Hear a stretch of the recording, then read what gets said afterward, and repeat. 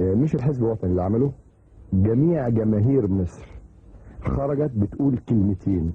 الكلمة الأولى بتقول إنها بتحب الراجل ده وبتحبه لأسباب هقولها دلوقتي، وفي نفس الوقت الكلمة الثانية قالت لأ إحنا مش عايزين الناس دي، الناس اللي ماسكة المدفع والقنبلة وبتفجر في منشآتي، اللي قتلوا سيد اللي هو كان أبوه فرحان بيه في الأوللي، ما يعرفش يعني سياسة،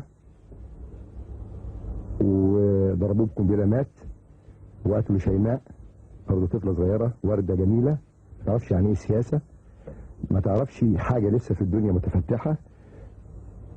الشعب كله قال احنا مش عايزينكم. في الحدث الأخير اللي حصل لرئيس حسني مبارك، الناس اللي قالت لحسني مبارك وطلعت له الشعب كله بتلقائية،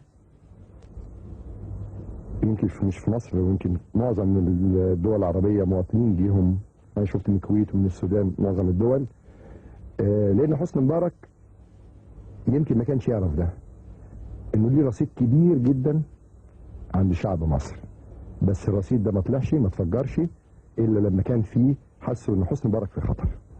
حسني مبارك في خطر يعني مصر في خطر.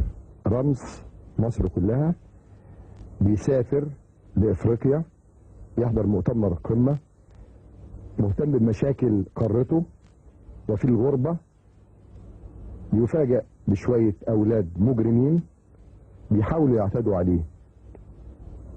الناس اللي طلعت دي بتقول لحسني مبارك لأنك عملت ديمقراطية، صحف معارضة كتير، وفد وشعب وأحرار وأهالي بتطلع كل يوم تقريبا طوال الأسبوع بتنتقد في النظام، ورؤساء تحريرها في بيوتها يقابلوا الرئيس ياخدهم معاه في الطيارة يتناقش معاهم، ما بيكرههمش، ولما بيحدث تجاوز بيقول لهم برضو كأخ كبير ده هنا في تجاوز. كلمات قليلة موجزة. هذا الينبوع اللي فجر هذا الينبوع، واحد رصيد حسني مبارك عند الناس، مين؟ اثنين ان ما يحدث، انا ضد كلام ان بتقول يتقال ان المتطرفين، المتطرف في الاسلام هو المتشدد في دينه والقابض على دينه، وبيصلي كتير ونوافل، انما الاسلام ما فيهوش الكلام ده خالص.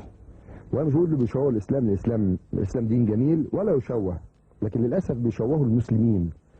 انا بقول النهارده انت عايز تحكم البلد، انت كل اللي عملته دون مع حسني مبارك ومع شيماء ومع الغفير الغلبان اللي واقف بيحرس جامع او كنيسه وعنده 7 8 اولاد وتروح تضربه بالرصاص وبتموته، والراجل ما فيش بينه وبينك اي شيء ومش فاسد، ده راجل بيأدي وظيفته، راجل غلبان.